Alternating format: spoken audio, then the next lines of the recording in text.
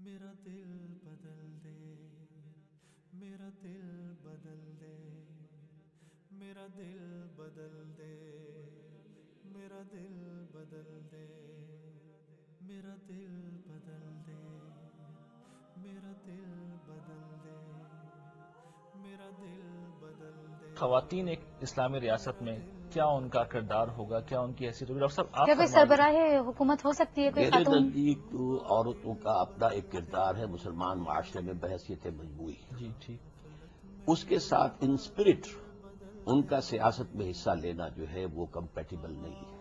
اچھا کمپیٹیبل نہیں ہے یا بالکل نہیں؟ بالکل نہیں، کمپیٹیبل نہیں ہے نا اس پورے نظام کے ساتھ، وہ قانونی بات میں نہیں کر رہا۔ مناسبت نہیں رکھتا۔ ہر ایک چیز کا ایک نظام ہے، نظام بحیثیت مجموعی کچھ تقاضے رکھتا ہے، اس میں عورت کا اصل مقام کیا ہے، عورت کا اصل کام کیا ہے، عورت مستقبل کی نسل کی جو ہے پروان چڑھانے والی اور تربیت دینے وقرنا فی والی بیوتکن جو ہے قرآن نے کہا ہے، اس اعتبار سے تو وہ کمپیٹیبل نہیں ہے۔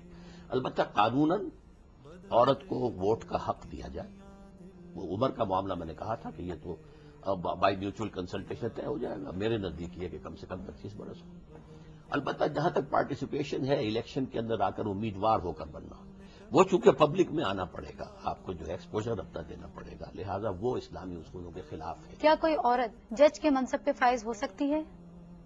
میرے نزدیک کوئی حرام مسئلہ نہیں ہے اس کے اندر کہ حرمت ہو، کوئی مناہی قطعا نہیں ہے۔ اسی طرح کسی حکومت کی سربراہی کی بھی مناہی نہیں ہے، کہیں پر بھی حرام اس کو قرار نہیں لیکن دیا۔ علماء تو اسے ناجائز کہتے ہیں۔ لیکن جی نہیں، لیکن جب آپ پورے نظام کو رکھیں گے سامنے اور اس پورے نظام کو معاشرتی نظام، آپ کا سیاسی نظام، یہ سب جب آئیں گے تو اس میں تقریباً ناممکن ہے۔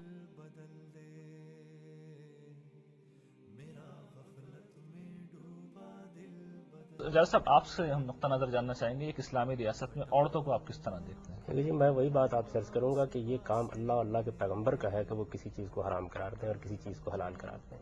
اس موضوع پر کوئی بات نہ قرآن مجید میں ہے نہ کسی صحیح حدیث میں ہے۔ دیکھیے قرآن مجید جب کسی چیز کو بیان کرنا چاہتا ہے تو وہ ہر لحاظ سے واضح کرتا ہے۔ صاحب میں نے بھی بیان کی، میں ابھی عرض کر دیتا ہوں اس حدیث کے بارے میں بھی۔ دیکھیے قرآن مجید جب کسی چیز کو بیان کرتا ہے، اگر یہ بات بیان کرنا تھی قرآن مجید میں کہ عورتیں اس طرح کا کوئی کام نہیں کر سکتی، تو وہ اس کو اسی طرح بیان کرتا ہے جس طرح اس نے میاں اور بیوی کے معاملات میں حقوق و فرائض بیان کیے ہیں۔ اب دیکھیے وہاں کیا کچھ کہا ہے، مرد کو میاں بیوی کے تعلق میں یہ کہا ہے کہ شوہر کو قوام کی حیثیت حاصل ہے، پھر مزید وضاحت کی ہے کہ اس قوام کے ساتھ ایک صالح خاتون کو موافقت کا رویہ اختیار کرنا چاہیے، فرمانبرداری کا رویہ اختیار کرنا چاہیے، پھر اس کو کچھ تعدیب کے نشوز اور سرکشی کی صورت میں حقوق دیے ہیں، پھر اس کی بنیاد پر یہ حکم متفرع کیا ہے کہ نکاح کی گرہ بھی شوہر کے ہاتھ میں ہے، پھر اس کے بعد جہاں پہ یہ بیان کیا ہے کہ عدت کے زمانے میں رجوع کا حق اس کو حاصل ہے، وہاں اس کی دلیل دی ہے کہ وَلِلرِّجَالِ عَلَيْهِنَّ درجہ، یعنی شوہر کو ایک درجہ گویا برتری حاصل ہے۔ تو جب قرآن مجید کسی چیز کو بیان کرتا ہے تو اس طرح بیان کرتا ہے۔ اگر یہ سیاست کے معاملے میں بھی قرآن مجید میں کوئی بات بیان کرنی ہوتی تو کر دیتا۔ رسالت میں آپ صلی اللہ علیہ وسلم کو بھی اگر یہ بات کہنی تھی تو آپ واضح الفاظ میں کہتے، صحابہ کرام اس کو روایت کرتے۔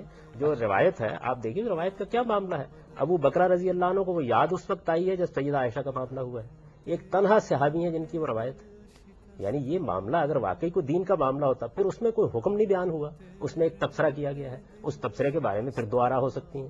یہ کہ وہ تبصرہ خاص اس قوم کے بارے میں ہے یا اس تبصرے کی نوعیت تعمیم کی ہے۔ میں دسیوں ایسی باتیں پیش کر سکتا ہوں جس میں اسی طرح تعمیم کے انداز میں حضور نے ایک بات کہی ہے، لیکن یہ کہ وہ خاص لوگوں کے بارے میں ہے، تو اس وجہ سے وہ روایت ہرگز کسی قانون کا ماخذ نہیں بن سکتی۔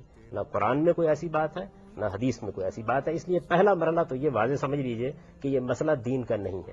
اب یہ ہے کہ دین کے مجموعی نظام کو سامنے رکھ کر ایک صاحب علم یہ کہتا ہے کہ میرے خیال میں یہ ہونا چاہیے، اس طرح کے موقعوں پر بس ہم یہی کہہ سکتے ہیں کہ میرے خیال میں یہ ہونا چاہیے یا میں اس کو پسند کرتا ہوں۔ امام مالک کی آپ موطا پڑھیں تو وہ کیا کرتے ہیں، نصوص کو نصوص کی حیثیت سے بیان کریں گے، اپنا کوئی اجتہاد ہے تو کہیں گے انا احب انا اکرہ، میں اس کو پسند کرتا ہوں میں اس کو ناپسند کرتا ہوں۔ آپ کیا پسند کرتے تو میرے نزدیک یہ ہے کہ دیکھیے بات یہ کہ اس میں کوئی شبہ نہیں ہے کہ خواتین کے لیے ایک بہت بڑا کام ہے کہ وہ اپنے بچوں کی تربیت کریں، اپنے گھر در کو سنبھالیں، لیکن یہ کہ یہ کوئی ناجائز نہیں ہے ان کے لیے۔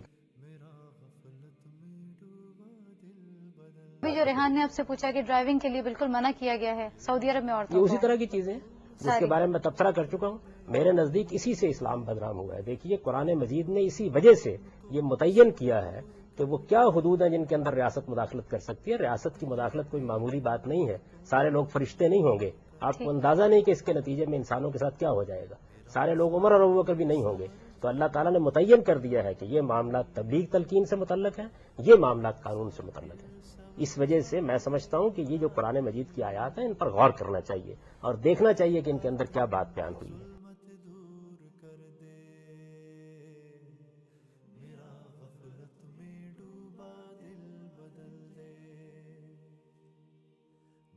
وحدت پلا مخمور کر دے.